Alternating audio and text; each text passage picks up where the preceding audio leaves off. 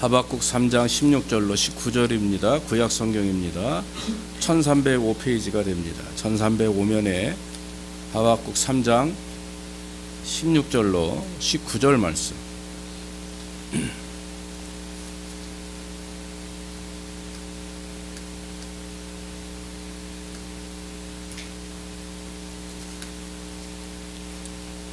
(3장 16절로 19절) 말씀. 1305면. 내가 들었으므로 내 창자가 흔들렸고 그 목소리로 인하여 내 입술이 떨렸도다. 무리가 우리를 치러 올라오는 환난 날을 내가 기다림으로 내 뼈에 썩이는 것이 들어왔으며 내 몸은 내 처소에서 떨리는도다. 비록 무화과 나무가 무성치 못하며 포도나무에 열매가 없으며 감람나무에 소출이 없으며 밭에 식물이 없으며 우리의 양에 없으며 외양간에 소가 없을지라도 나는 여호와를 인하여 즐거워하며 나의 구원의 하나님을 인하여 기뻐하리로다. 주 여호와는 나의 힘이시라. 나의 발을 사슴과 같게 하사 나로 나의 높은 곳에 다니게 하시리로다. 이 노래는 영장을 위하여 내 수금에 맞춘 것이니라. 아멘.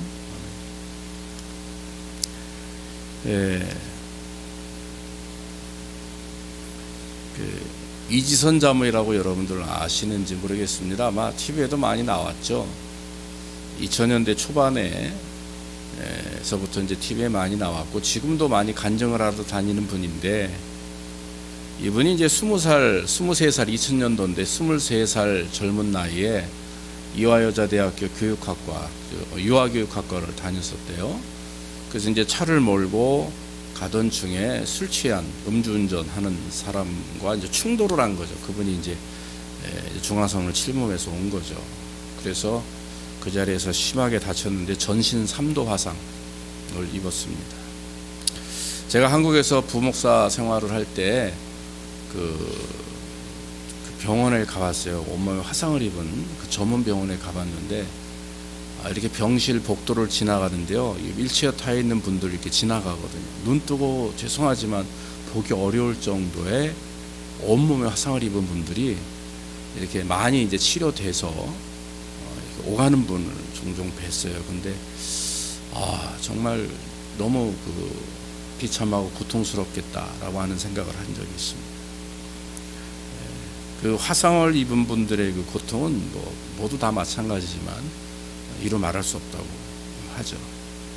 그래서 3도 화상을 입고 30번 수술을 했다 그래요. 근데 이제 왜 이 사람이 그렇게 이제 속된 말로 유명해졌냐, 왜 지금까지도 이분이 교수 생활을 하면서 간증을 하고 다니느냐 보니까 그 가운데서 하나님을 깊이 체험한 거예요.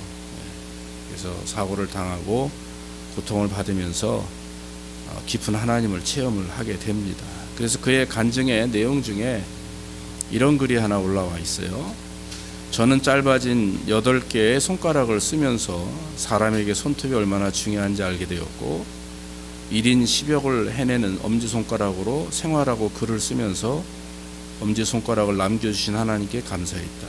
눈썹이 없어서 무엇이든지 여과 없이 눈으로 들어가는 것을 경험하며 사람에게 이 작은 눈썹마저 얼마나 필요한 것인지 알았고, 막대기 같은 오른팔을 쓰면서 왜 하나님은 관절 모두 구부러지도록 만드셨는지, 손이 귀에까지 닿는 것이 얼마나 중요한 것인지 알게 되었다.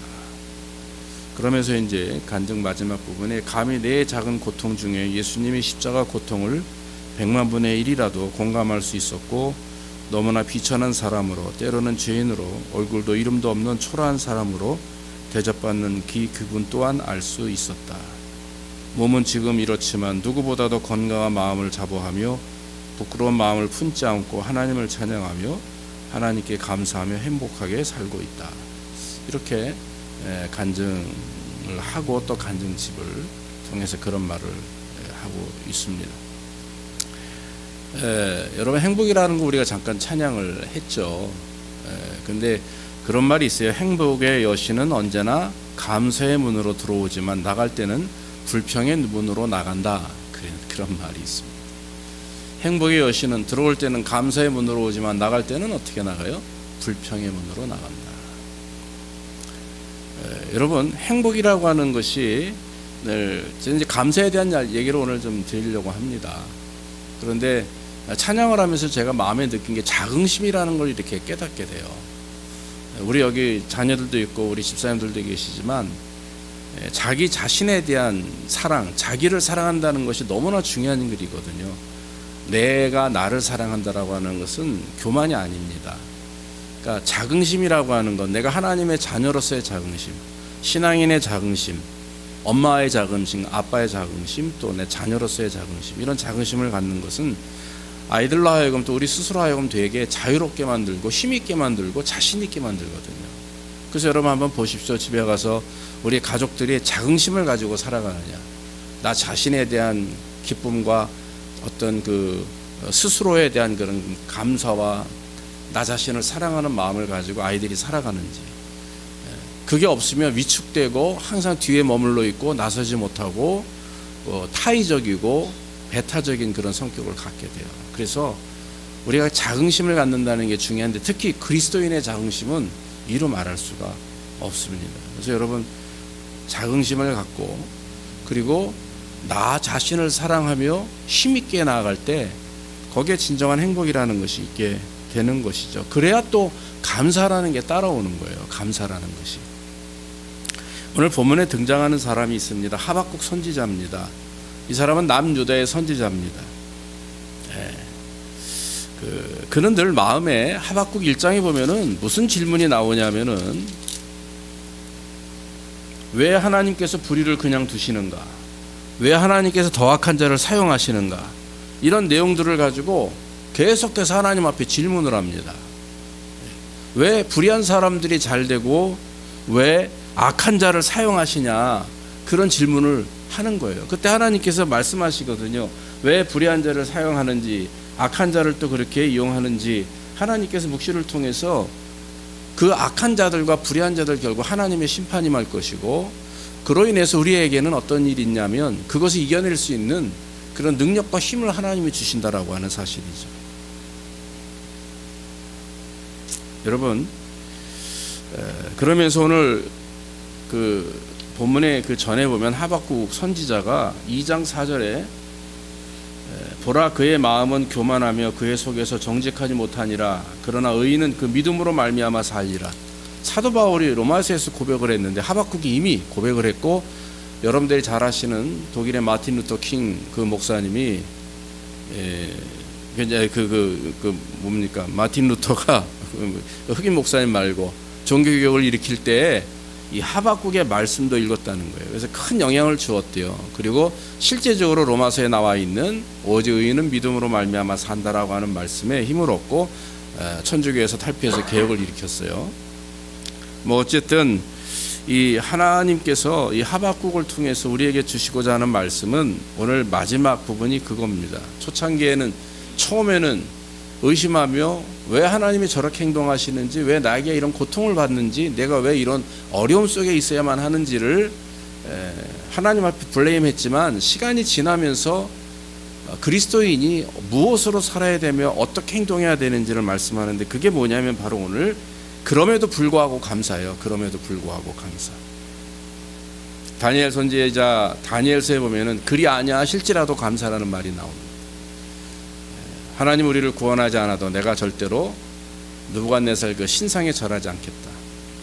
만약에 나를 구원하시지 않을지라도, 그리 아니하실지라도 나는 하나님께 감사하며 그 우상 숭배하지 않겠다.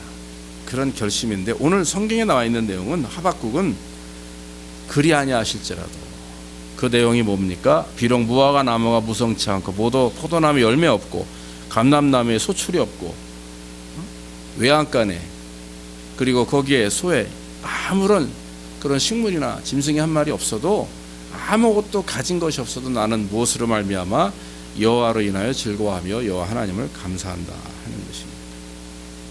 그게 여러분 하박국의 그럼에도 불구하고의 감사예요. 여러분 우리는 어떻게 하겠습니까? 여러분들의 지금 정말 가정에, 환경에 모든 것이 막 들이닥쳐가지고 욥처럼, 하박국 선지자처럼 아무것도 없이 정말 빈털털이 됐을 때 우리는 그때 하나님, 내가 하나님만으로 감사합니다 할 수 있을까? 한번 돌이켜 보시기 바랍니다. 오늘 성경의 내용에 보면은 삶의 위기 속에서 하박국은 감사합니다. 16절 말씀에 내가 들었으므로 내 창자가 흔들렸고 그 목소리로 인해 내 입술이 떨렸도다. 무리가 우리를 치러 올라오는 환난 날을 내가 기다림으로 내 뼈에 썩이는 것이 들어왔으며 내 몸은 내 처소에서 떨리는도다. 왜 이런 고백을 했습니까? 이 당시는 남유다가 이제 바벨론에 의해서 침략을 받아서 이제 침몰되기 직전입니다. 계속해서 강대국이 계속 전쟁 이제 침공을 해가지고 이스라엘이 이제 조만간에 멸망당할 위기에 처해 있는 상황입니다. 얼마나 힘들고 어려움입니까? 여러분 우크라이나 러시아 전쟁 보셨죠? 제가 뉴스를 계속 볼 때마다 요즘은 그렇게 많이 나오지 않는 것 같아요. 또 잠잠해진 것 같은데 러시아가 우크라이나를 공격했을 때 그 시신들, 우크라이나 시내 또 집단으로 살해하고 매장한 곳, 그런 것을 이렇게 보여주는 모습을 보면서 저는 전쟁 세대가 아닙니다. 우리도 마찬가지입니다만은 전쟁 세대를 거쳤던 분들은 정말 자다가도 벌떡벌떡 일어나고 놀라시는 일들이에요. 그런 트라우마라는 게 있죠. 군에 가서 전쟁터에 나갔다가 사랑하는 전우가 옆에서 죽은 자들, 그런 모습들을 이제 그러고 나서 이렇게 귀국하거나 제대하신 분들은 동일한 얘기가 그런 트라우마에 젖어 살고 있는 거죠. 굉장히 힘들고 어려운 일입니다. 비참한 일이죠. 그럼에도 불구하고 오늘 하박국 선지자가 하는 말은 뭡니까? 환난과 고통, 뼈가 썩는 고통, 두려움에 사지가 떨리는 고통이 있을지라도 결론적으로 마지막 가서 하는 말씀은 나는 여호와로 말미암아 감사하며 여호와를 통해서 기뻐하겠다 하는 것이죠. 여러분 환난을 평소에 우리가 늘 말씀드리지만 감사할 조건을 가지고 감사하는 것은 그건 다 할 수 있는 일입니다. 어린아이에게도 할 수 있는 일이에요. 근데 아무리 봐도 감사할 조건이 아닌데 감사하는 사람들이 있어요. 여러분 그런 분들 만납니다. 그러면 신기합니다. 왜 어떻게 저런 상황에 감사할 수 있을까? 많은 이제 목사님들 만나고 성도님들 만나고 우리 교인들 만날 때마다 여러분 그 감사한다라고 하는 말씀을 참 많이 하시는 분들이 있어요. 참 귀한 일이죠. 인생이 순탄하지 못하고 괴로움과 어려움이 있음에도 불구하고 감사하다 보니까 그 감사가 결국에 나를 이끌어갑니다. 그것을 이겨낼 수 있는 힘이 돼가지고 나를 이끌어가는 거예요. 근데 감사하지 못하고 불평하게 되면 문제되는 거죠. 여러분 평소에 감사하다가 요즘에 감사가 줄어드는 일들이 많아요. 그러면 어떻게 됩니까? 고통스러워지는 거죠. 코비드 3년 전부터 지금 온 세상에 감사가 줄어들었대요. 가정의 모든 것들이 줄어들었어요. 인컴이 줄어들고 기쁨이 줄어들고 교회 안에 인원이 40% 정도 줄어들었어요. 성도들 재정적인 거 당연하고 여러분들의 삶 속에서 기쁨이 줄어들었어요. 그 기쁨이 줄어드니까 뭐가 나옵니까? 원망이 나오죠. 블레임하고 상대방에 대한 그런 질책을 하고 이혼율 높아지고 싸우고 다투고 이런 일들이 지금 비일비재합니다. 이유가 우리 안에 있는 감사를 놓쳤기 때문에 그렇죠.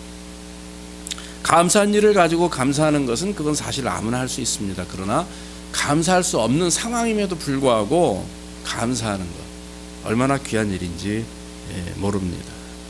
예전에 어느 우리 성도님 집사님하고 이제 카톡을 이야기하는 중에 무슨 말씀을 제가 순간 감동을 받았냐면 기를 쓰고 감사를 찾습니다. 그래요. 기를 쓰고 그 말이 너무나 마음에 와닿은 거예요. 그래서 참 기도를 많이 했습니다. 그분을 위해서. 힘들고 어려운데 감사합시다 하니까 기를 쓰고 내가 감사를 찾는다. 그게 잊어지질 않는 거예요. 지금도 그래요. 여러분 정말 우리는 기를 쓰고 감사를 찾아야 됩니다. 그 말이 맞습니다. 감사해야 그 분위기가 그 생각과 마음이 감사로 이어져요. 불평하고 원망하고 분노하게 되면 그 감사가 어느 날 갑자기 사라지고 그 마귀가 신이 나죠. 요거 봐라. 내 맘대로 되어가는구나. 너 이제 금방 조금만 지나봐. 이제 너 박살 날 거야. 이러고 있거든요. 여러분 성경에 두 사람 우리가 대표적인 인물이 있어요. 수없이 많은 사람 욥도 있고 있지만 저는 그 요셉을 되게 존경합니다. 많은 성도들 중에서도 보디발의 아내에서 유혹을 받았어요. 그런데 욥은 순간적인 가족을 잃고 재산을 잃었지만 다 역사하셨죠. 근데 요셉은 젊은 나이에서부터 평생에 애굽의 총리 대신 되기까지 그 10대 어릴 때부터 남에게 누구한테 팔렸어요? 형들에게 팔렸어요. 아버지한테 가가지고 형들은 짐승의 피를 가지고 짐승이 우리 동생 잡아먹었습니다. 야곱이 난리가 났죠. 여러분, 그러나 어때요? 그 어려움 속에서도 또 누명을 쓰고 감옥에 갇히고 또 남의 집 하인 노릇을 하고 그러면서 수십 년 살아가는데, 성경에 꼭 하시는 말씀이 뭐냐면 하나님이 그를 떠나지 않았다. 왜냐하면 요셉이 하나님을 떠나지 않았기 때문에 하나님께서 그에게 형통하게 하셨다. 그 말씀이 꼭 나와요, 사건마다. 그러니까 여러분, 뭡니까? 하나님을 떠나지 않았다는 얘기는 하나님 앞에 붙들고 하나님만 가지고 하나님을 통해서만 위로받고 끝까지 하나님을 붙들고 나아갔고 감사했다라고 하는 겁니다. 어떤 상황이든 감사할 때 역사가 일어났다라고 하는 거죠. 바울과 실라가 빌립보 감옥에 갇혔을 때 일반 사람 같으면 누명을 쓰고 복음을 전하는 이유 때문에 감옥에 갇혔어요.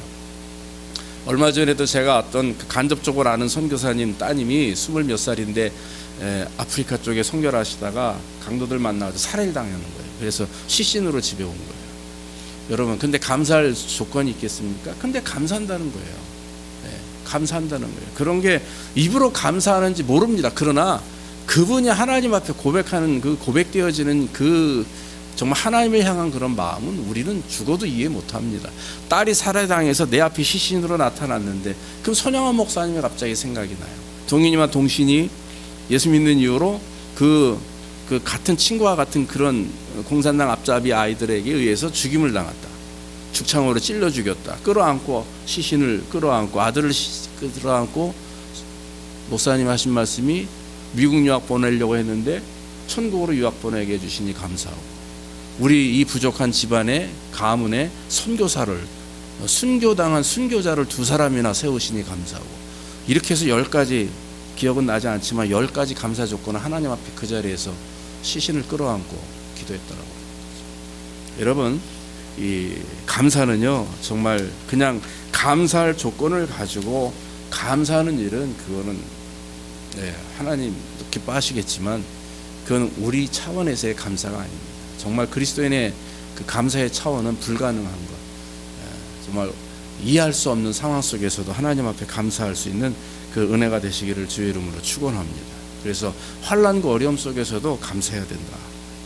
두 번째는 이제 하박국은 없을지라도 감사합니다. 없을지라도. 오늘 17절 말씀 통해서 보면 없을지라도, 없으며 6번 나와요. 없으며. 그래서 무화과 나무가 무성치 못하며까지 포함하면 그 밑에 없으며라는 단어가 5번이 나오고, 전체가 6번 동안 무슨 말을 합니까? 아무것도 없을지라도, 나에게 풍족하게 주시지 않을지라도, 그럼에도 불구하고 나는 하나님께 감사하겠다 하는 것입니다. 종종 어떤 사람들은 이런 소리를 합니다. 만약에 하나님이 나에게 이런 걸 주신다면 내가 하나님 앞에 감사하겠습니다. 그건 조건부 감사죠. 이런 걸 주셔야 내가 감사하겠다. 만약에 주시지 않으면 감사하지 않겠다라는 말과 똑같은 겁니다. 만약에 내게 이런 복을 주셨기에, 하나님께서 내게 지금 이런 복을 주셨기에 내가 하나님께 감사합니다 하는 건 결과에 대한 감사죠. 주실 것에 대한 감사와 주신 것에 대한 감사, 이건 일반적 감사라고 합니다. 그러나 주시지 않아도, 없을지라도, 그렇게 하시지 않을지라도 그럼에도 불구하고 내가 감사하겠습니다 하는 것이 오늘 하박국 선지자의 감사라고 하는 것이죠. 여러분, 그냥 우리는 무조건 감사해야 됩니다. 말씀드린 것처럼 정말 기를 쓰고 하나님 앞에 감사해야 되는 것입니다. 그래야 하나님의 역사가 일어나는 거죠. 여러분, 지금 여러분들 스스로 한번 물어보십시오. 지금 나에게 감사의 조건이 무엇인가? 그냥 둥글둥글하게 두루뭉실하게 다 모든 게 그냥 감사합니다. 그거는 감사의 조건이 없는 겁니다. 구체적인 감사의 조건, 내가 정말 힘들고 어려운데 그래도 하나님 이렇게 주일날 예배 나올 수 있도록 인도하신 거 감사합니다. 구체적인 실제적인 사건들을 하나하나씩 팩트를 가지고 감사의 조건을 가지고 여러분들은 감사해 보십시오. 아마 하염없을 겁니다. 하염없을 겁니다. 뭐 우리가 수련회 같은 데 가보면은 아이들도 그렇고 어른들도 그렇지만 종이 한 장씩 나눠주고 감사의 조건, 올해는 우리 한번 갑시다. 가까운 데로도 한번 1박 2일에도 갑시다. 거기다 감사의 조건 써봐라 그러면 처음엔 못 써요.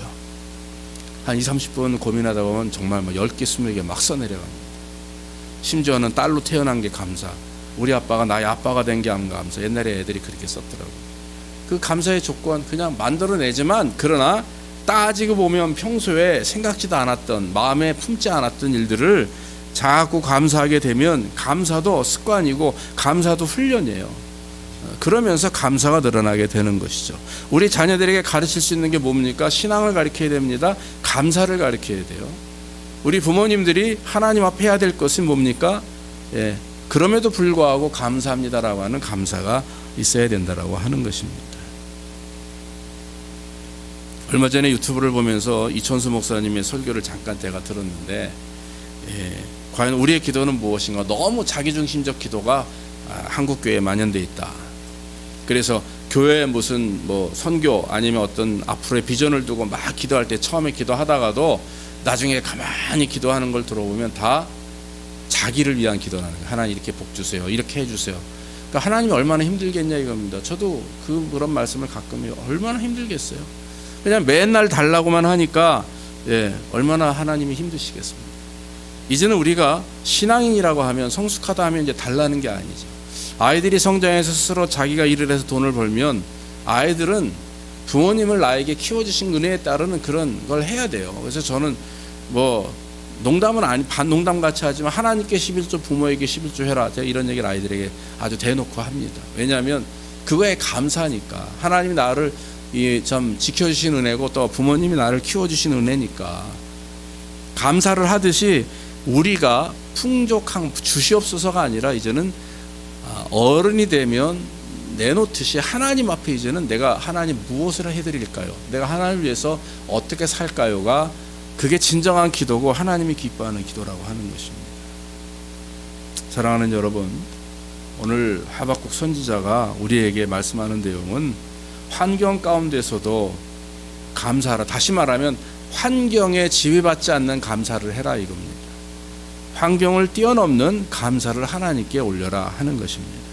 내 상황이 안 좋고 모든 것이 실패하고 문제가 생겼을 때 하나님은 여전히 그 자리에 계세요. 우리는 계속 왔다 갔다 하죠. 우리의 마음과 생각이 딴 데가 있죠. 이쪽으로 가서 이렇게 해봤다가 저렇게 가서 또 저렇게 해봤다가 그러죠. 그러나 하나님은 우리에게만 관심이 있습니다. 여러분, 하나님은 우리의 남편에게 관심 있는 게 아니라, 우리의 자식들에게 관심 있는 게 아니라, 우리의 아내에게 관심이 있는 게 아니라 누구에게 있어요?